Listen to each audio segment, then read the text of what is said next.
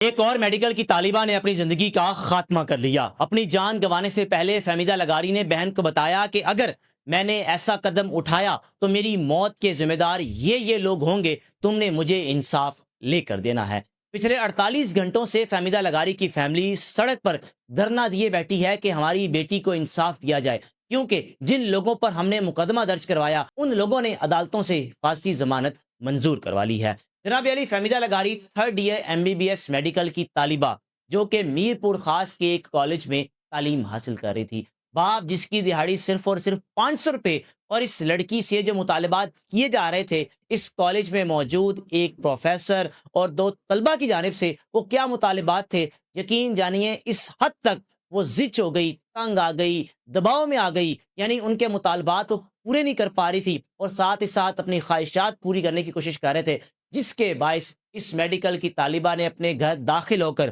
کمرہ بند کیا۔ گھر والوں کو یہی تھا کہ ہماری بیٹی کالج سے واپس آئی ہے، تھکی ہاری ہے، آرام کر رہی ہے، کچھ دیر بعد اٹھ جائے گی، لیکن چند ہی لمحوں میں زوردار آواز آئی ایک گولی چلنے کی۔ جب گھر والوں نے اندر داخل ہو کر دیکھنے کی کوشش کی تو پتہ چلا ان کی نوجوان خوبصورت بیٹی نے اپنی زندگی کا خاتمہ کر لیا تھا۔ جناب علی، اس میڈیکل کی طالبہ سے مطالبات کیا کیے جا رہے تھے؟ پروفیسر عابد جو کہ اس کالج کا پروفیسر تھا، اس نے اور ایک اسٹوڈنٹ نے مل کر 40,000 روپے قرض مانگے فہمیدہ لغاری سے کہ تمہیں ہمیں 40,000 روپیہ دینے ہوں گے، قرض کے طور پر ہم تمہیں واپس کر دیں گے۔ اس کے علاوہ اور بھی ایسے مطالبات تھے جس کی وجہ سے فہمیدہ لغاری ذہنی دباؤ کا شکار ہو گئی۔ فہمیدہ لغاری نے گھر جا کر اپنے والد کو بتایا کہ ابا جان 500 روپے آپ کی دہاڑی ہے، میں 40,000 روپیہ ان کو قرض کہاں سے لا کر دوں، کہاں سے بندوبست کروں، آپ مجھے بتائیں۔ باپ اگلے دن گیا، جا کر پرنسپل کو شکایت لگائی کہ آپ کے پروفیسر اور اس کالج میں موجود 2 طلبہ کی جانب سے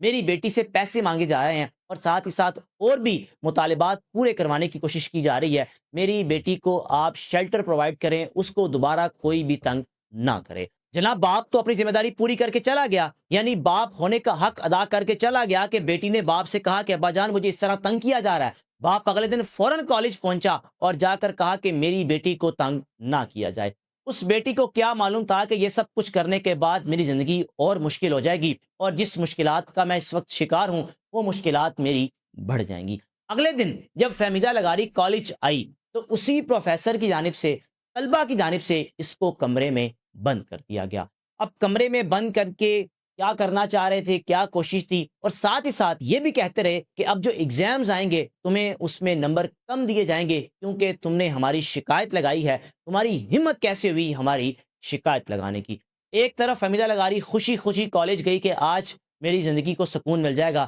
جو مجھے تنگ کیا جا رہا تھا، جو مجھے ہراس کیا جا رہا تھا، اب مجھے نہیں کیا جائے گا، میں سکون سے اپنی پڑھائی کو جاری رکھ سکوں گی۔ لیکن نہیں معلوم تھا کہ کالج پہنچتے ہی وہ پروفیسر، وہ اسٹوڈنٹ اپنی آئی پر آئیں گے اور غصہ، اس بات کا غصہ نکالنے کے لیے مجھے کمرے میں بند کر دیں گے کہ تم نے ہماری شکایت کیوں لگائی، کیونکہ اس کالج کو ایک پرنسپل اور اس کی اہلیہ لے کر چل رہی تھی اور اہلیہ اس وقت کراچی میں موجود تھیں۔ کالج کے پرنسپل نے کہا کہ میری اہلیہ واپس آتی ہیں، میں ان کو بتاؤں گا اور آپ کی بیٹی کو انصاف فراہم کیا جائے گا۔ لیکن انصاف ملنا تو دور کی بات، اگلے دن جیسی وہ کالج داخل ہوئی دوبارہ ان چیزوں کا پہلے سے زیادہ بدتر اس کو سامنا کرنا پڑا، تو گھر واپس جا کر گھر والوں سے کوئی بات نہیں کی، اپنا بیگ وغیرہ جو بھی اس کے پاس تھا رکھا، ایک کمرے میں جا کر دروازہ بند کر دیا۔ گھر والوں کو یہی تھا کہ بیٹی ہماری آرام کر رہی ہے، لیکن چند ہی لمحوں میں فہمیدہ لغاری نے اپنی زندگی کا خاتمہ کر لیا، اور زندگی کا خاتمہ کرنے سے پہلے جب والد کو بتایا تھا کہ ابا جان یوں مجھے مسئلے مسائل کا سامنا کرنا پڑ رہا ہے، تو اپنی بہن کو بھی بتایا تھا